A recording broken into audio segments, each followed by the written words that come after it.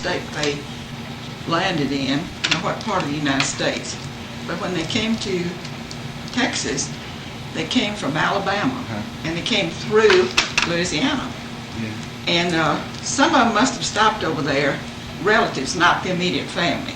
But there's still some Jenkinses that live in a certain section of Louisiana. And my father, your grandfather, was named for one of them over there, Hartford. You know, you don't see too many Hartfords around. Yeah.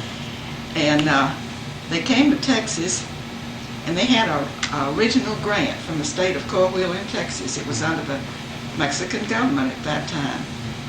And he had a league of land, which is approximately 4,444 acres.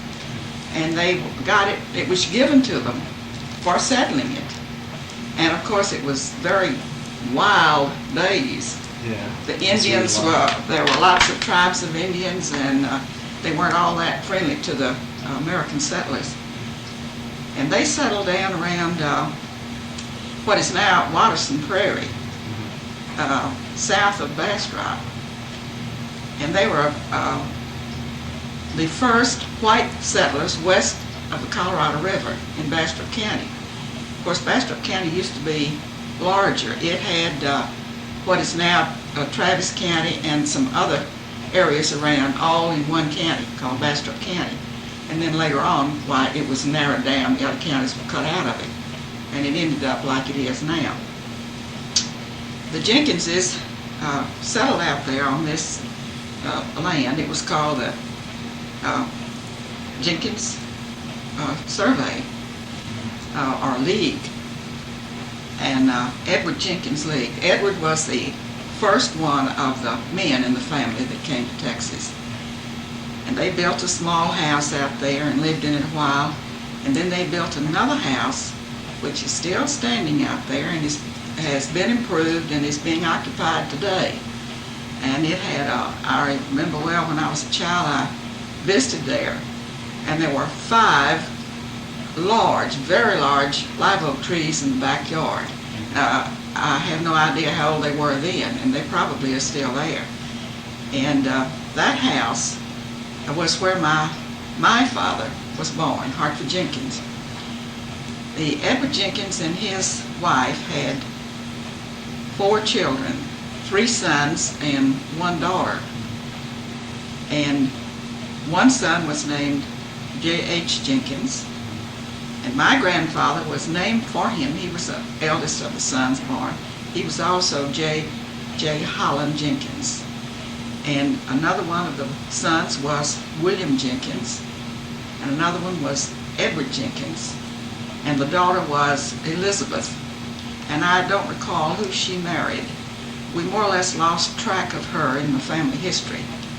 But I think she lived perhaps in Travis County or somewhere like that.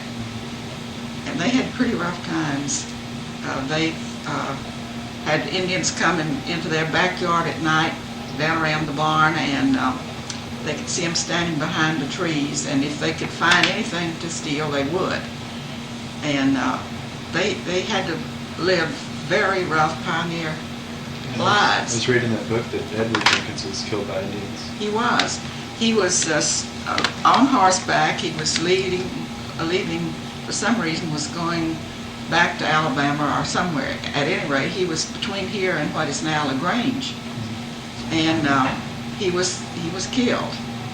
And he is buried there. I have a picture of his grave that my father went later and they found it. Somebody had covered it with shells like they used to do just to mark it as a grave. And that left his widow with the children.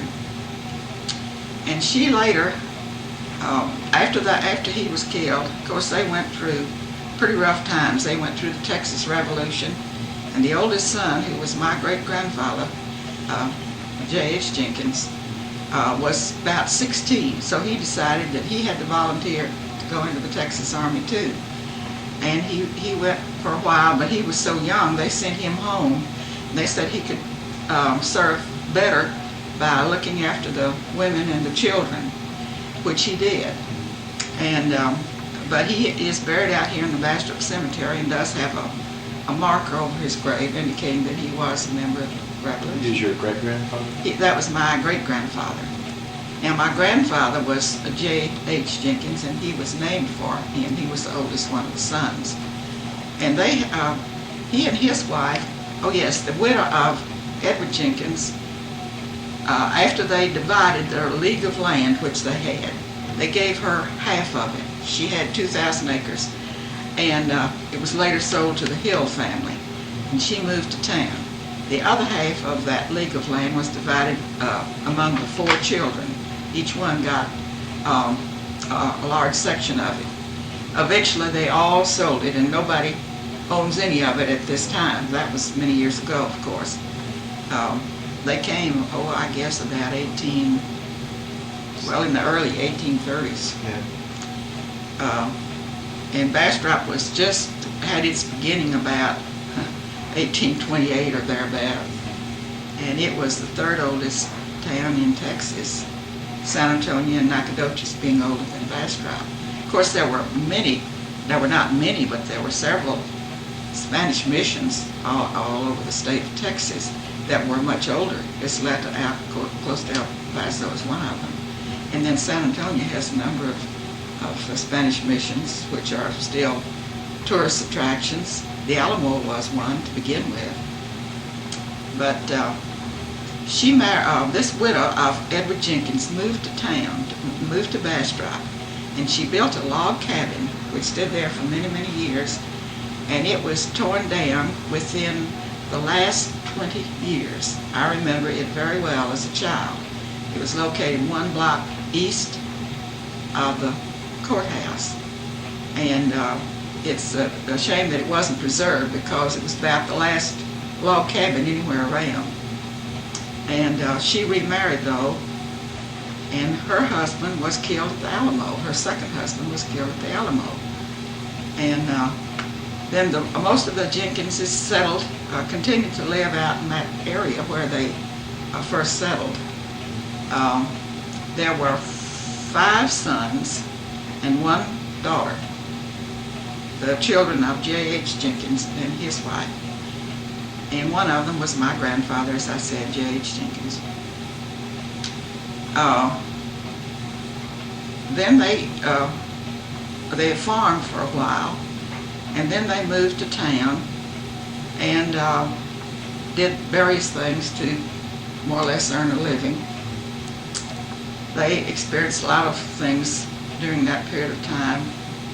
For one thing, they had a feud between their family and Smith family that lives out around Red Rock. Over the years, it's been more or less forgotten. But they did have a shooting on Main Street involving a Jenkins and a Smith. And one drew the gun, the other one shot, and that was it. That happened quite a lot, I think, in the early Texas days. They had not too much for entertainment, I wouldn't think. Wasn't there a sheriff who was a Jenkins? Yes, there was a sheriff, W.E. Jenkins, who was a brother to my grandfather. Uncle Billy, they called him. All of those men were about 6 feet 2 or 3 inches tall. And this particular one, W.E. Jenkins, who was sheriff, he was also county clerk. He held those 2 offices that I know of. And he was known as the sheriff that tried to settle differences between people without violence, if possible. His large stature and his tone of voice and everything seemed to help them, so that they, it wouldn't just settle their differences violently. There were some other, Robert Jenkins. I mentioned the feud between the Smith family and the Jenkins family. One of the brothers, his name was Robert Lane Jenkins. They called him Bob. We knew him as Uncle Bob. He and his father-in-law were driving to town in a buggy from out where they settled, and they were waylaid at a crossing of the creek and were both killed by a gunshot. and it was always thought that some of the Smith tribe had killed the two men. And his daughter was later born, and she never saw her father. And that's the one that you know as Aunt Bob. You remember? Miss Bob Rogers. Yeah. And she was named for her father. They named her Robert Lane. That sounds like a masculine name, but her mother wanted to name her for her father. My grandfather served as a deputy sheriff under Uncle Billy, and they lived in the jail, and which is right next to the courthouse. Now there was a courthouse that burned down. It probably was a wooden structure. And the present courthouse was rebuilt in 1882. It was started in 1882, and it still stands. It's been renovated and added to and stuccoed. It was originally a beautiful brick structure. Now they're afraid to try to take the stucco off because the bricks might just deteriorate. And my father, when he was a child, lived in the jail with his father and mother and brothers and sisters. And he said he witnessed one hanging in the backyard of the jail. They used to hang people when they were found to be guilty of killing someone or something like that. Anyway, the days continued to be fairly rough, and a great thing was made of politics in those days. And people ran for office. It was considered then an honor to be elected to a public office. And they had men who were elected from this county who went to the Senate in Washington, D.C., as well as serving in the Texas legislature. And they referred to them then as statesmen. They seemed to have a great deal of pride in their office and trying to perform for the good of the country rather than for their own private good, as sometimes happens in these days. My grandfather was later got an appointment to a position in Washington, D.C. He worked at the door of the Senate. You might say he was the doorman to the Senate chamber. And he met and knew quite a number of interesting people up there. One was John Garner, who later became vice president. But he was up there for many, many years before that happened. And my grandfather said that he used to play poker with John Garner. Later on, he was given an appointment and was in the immigration service. He was stationed at Boston, Philadelphia, and Los Angeles, California.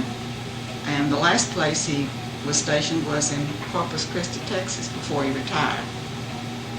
What he did, when a ship would come into the harbor, they had to have an immigration inspector go out and board the ship and inspect the ship for aliens. At that time, they weren't allowing the Chinese to immigrate to the country. There had been so many that had flocked in on the West Coast, and settled in California, that they decided to restrict the immigration.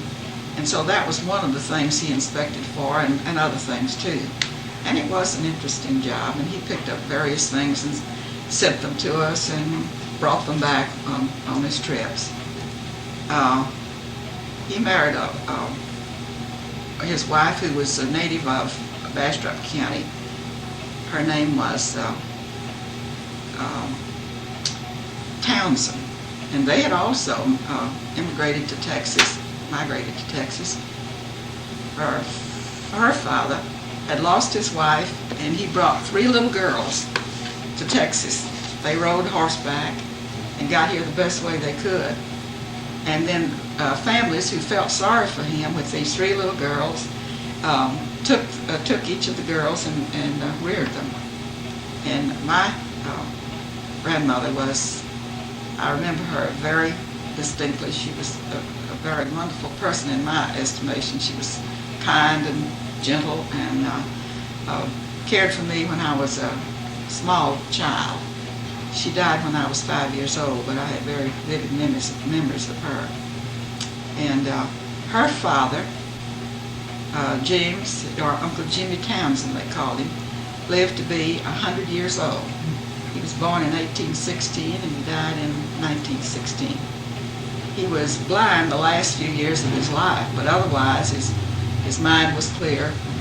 And he said, someone asked him what the secret of his longevity was, and he said, well, I always push myself away from the table when I'm still a little bit hungry, which might be, that might be a good thing for us to think about now. Everybody wants to go on diets and so forth and so on. Maybe if they followed that, it would be very simple. My father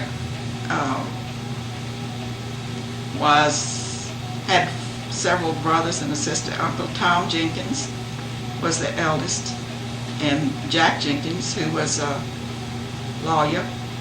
He got his degree from the University of Texas. My father, Hartford Jenkins, attended the University of Texas, and he played on one of the first football teams at the university.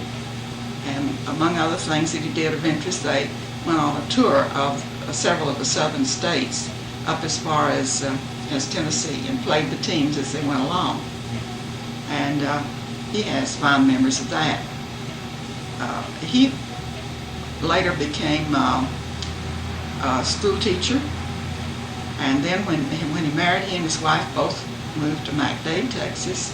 Both of them taught. They lived in Page, Texas for a short while.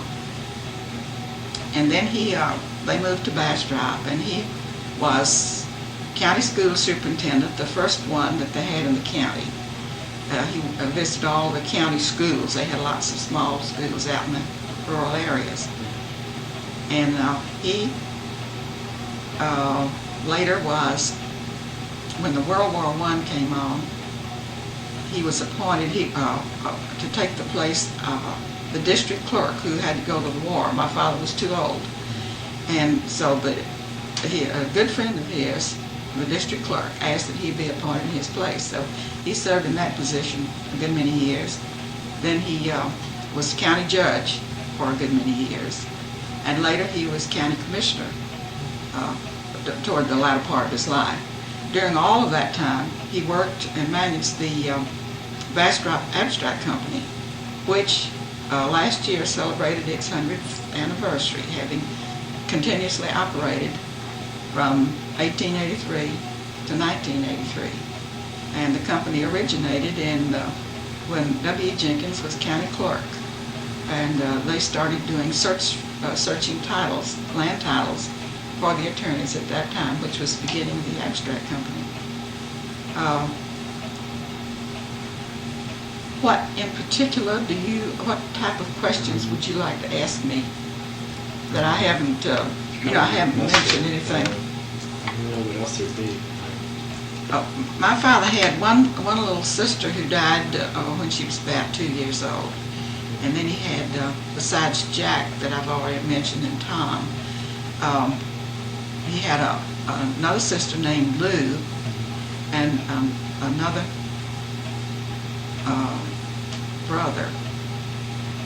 another sister, the youngest one in the family, and her name was Lena Kushner. And she had a marvelous contralto voice. She raised a family of 5 children, and then she decided that she directed music in choirs in Beaumont, Texas, where she lived, and also in Houston. And she had an opportunity to study voice with Schumann, who was a well-known German opera star at that time. And she went to New York and studied with her for some time. And then she came back and continued to direct choirs in churches for a number of years till she passed away.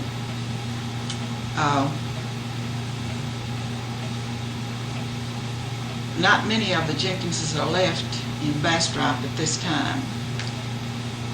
My father and mother had 4 children, 3 boys and a daughter. I'm the daughter. And the son was Robert E. Jenkins. He was a little bit younger than I was. And Hartford Jr. Jenkins. And he was 14 years younger than I am. And he's now state, well, he is retired, an examiner of the State Board of Insurance. But he still works on certain assignments if he wants to.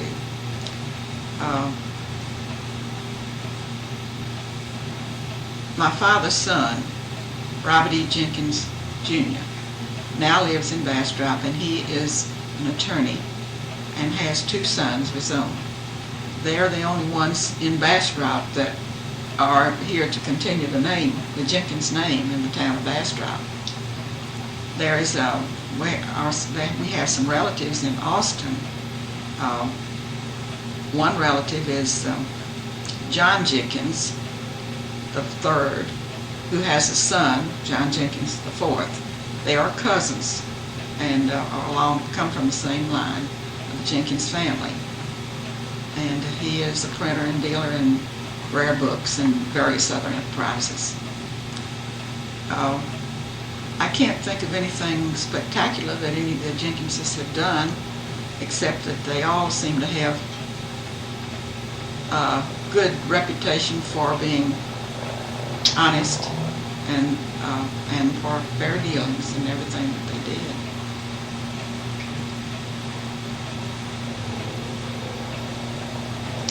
I think that's just about covered most of it. You can't think of anything else to ask. Well, if you think of something, there are lots of other things that I could tell you. I was looking through the old family Bible. It has all the birth dates, and the marriage dates, and the death dates, which to me are very interesting. You still have that in your orders? Yes, I have it We could probably open in there. If we had a Xerox machine here, I could make you a copy of it. Maybe write down some of the dates and stuff. Yeah, I'll let you look at it, and that is interesting, I think. Now I've got a clock in my house here that was a wedding gift in 1857 to the sister of my great-grandmother, and their maiden name was Foster, and they lived down around Allen Creek, which is between here and Smithville. They lived in a log cabin, and at one time it was a way station for stagecoaches when they passed through. And not too many years ago, a young man bought that property, and the old house was torn down. But before it was torn down, he had an artist make a drawing of it, and he gave me a copy of it to put in my office, because that is the home of some of my ancestors. And now I married Addison Frank Adams, who came from Hill County, and was a descendant through the years of Samuel Adams of Boston Tea Party fame. And we have 2 children, Forrest Jenkins Adams and Alice Ann Adams Miller. And Larry Miller is her son. And he has a sister, Lisa. And then Forrest Adams my son, has one daughter, and her name is Vanessa. And that's the end of the line thus far. We hope it will be continued for some time on.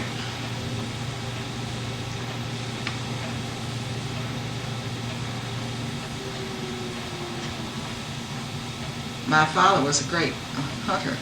He liked to hunt deer and that sort of thing. He grew up in the woods, and in the early days they didn't just do it for pleasure. They usually went out and killed something because it was one source of food for them. But he took pride in this. He had a gun collection, and he took real good care of it. Left it to his son, and now his grandson, Robert E. Jenkins Jr., has most of the guns. But he loved the outdoors, even though he worked in offices for many years, he much preferred to be outside. That original land, how much of it is still owned by Jenkins? Not any of it. That's the shame of it. Out of 4,000 acres, they don't own an inch of it right now. You see, after Edward was killed, and his wife was left a widow with not really any means of livelihood, not very much, she sold the whole half league to a family named Hill. And some of the Hill ancestors, I doubt if any of them still own any of it. And now it's being sold in small pieces to various people, just like the whole country is being divided into smaller acreages. But then the rest of it is divided among 4 people, 3 sons and a daughter, and they eventually sold to other people and pursued other things. And it's a shame that they don't own any more of it, but they don't. What part of the town were you born in? What Where part did of you town? grow up at? I grew up right here in Bastrop. I was born in an old house that's now been torn down in 1909, November the 29th, 1909. And I've lived here my entire life except for 4 years when I attended Beulah University. And I came back and I taught school for 12 years in the local school. Most of that time I taught English. And then I did graduate work at the University of Texas and the University of Colorado. And then my father wanted to quit the abstract business, and my husband, Frank Adams, and I took it over, and we've been running it ever since. And that's been I've been there 41 years. How long have you been on this land right here? We bought this house where we live we moved into it in 1953, but we bought it several years prior to that time. We just didn't get it fixed up. There was an old house, and the house we live in was probably built in about 1872. And at least that is the time when the Barone family, who owned it, actually purchased the land. And how soon thereafter they built the house, I don't know, but I think it must have been fairly soon. Now, there is a drawing of the town of Bastrop made in 1887 that shows the location of the various settlers and houses in the town of Bastrop. And our house is definitely shown on that map. And also there's an old barn that's still standing out there, and another smaller shed that goes with it. And that barn is shown on this plat. It's not a plat, it's a drawing of the town of Bastrop. And that to me was interesting because it does prove that the house we live in is that old. We can prove that it was here in 1887. And also it shows an orchard just south of the house. And they did have fruit trees of all kinds. And I know that when I was a child, these people were old people then, but they still grew vegetables and fruit. And this lady would get an old surrey, not a surrey, but a different type of buggy, and she would put all these vegetables in there and drive up and down the streets and sell the vegetables and fruits to the various people that wanted to buy them. And then they eventually died. Some of them aren't, they're just old, but they're interesting pieces that have come down through the years from the various members of the family. One pie safe, they used to call them pie safes, that's now been redone and is used as a display place for crystal and various things that we might want to display. We have some old paintings done by some of the relatives hanging on the walls. Several clocks, one that belonged to my grandmother, It was called, they called them kitchen clocks, that particular kind. I guess it's because in the early days people spent most of their time in the kitchen cooking, because they had to do everything from scratch, so to speak. And usually the clock hung on the kitchen wall where they could look at it easily. My relatives on my mother's people, they were also early settlers in the county named Hemphill. And I remember when I visited them as a child that they raised numbers of hogs each year. And when a real good cold blue whistler norther would blow up, they would go out and have hog killing time, they called it. And they wouldn't kill just one, they'd kill a whole bunch. And everybody, all their servants and all the family and everybody pitched in and helped. And they butchered the hogs, and they made the lard in huge wash pots, and they stuffed sausage. And then they had a smokehouse that had a ground floor, a dirt floor, and then from the ceilings they would hang these stuffed sausages. Sometimes they would stuff the sausages and then they would put them down in a lard can into the grease, and that would help preserve them. And then they would smoke them with a slow fire, and all the hams and bacon, sides of bacon, would be hung in the smokehouse.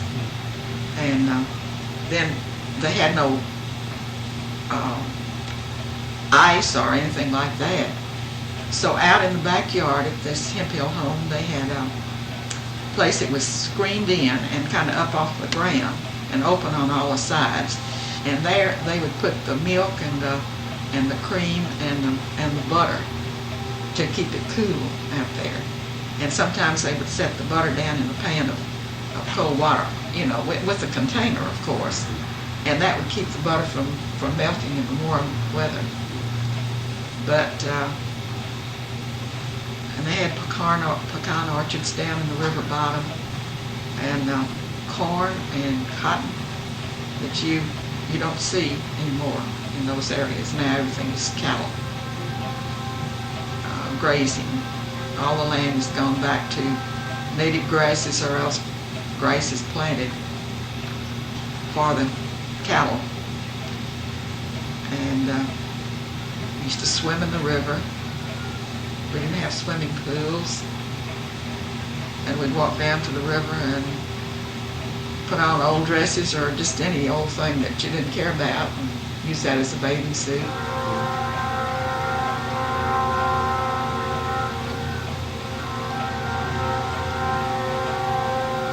We had to ride about 3 miles, no, probably 2 miles, to the mailbox, which was out on the main road. And when I used to visit out there, a little cousin and I would get on the horse with ride behind Uncle Neil, we called him. And we'd go on this horse to the mailbox, and that was one of the joys of visiting out there. We loved that.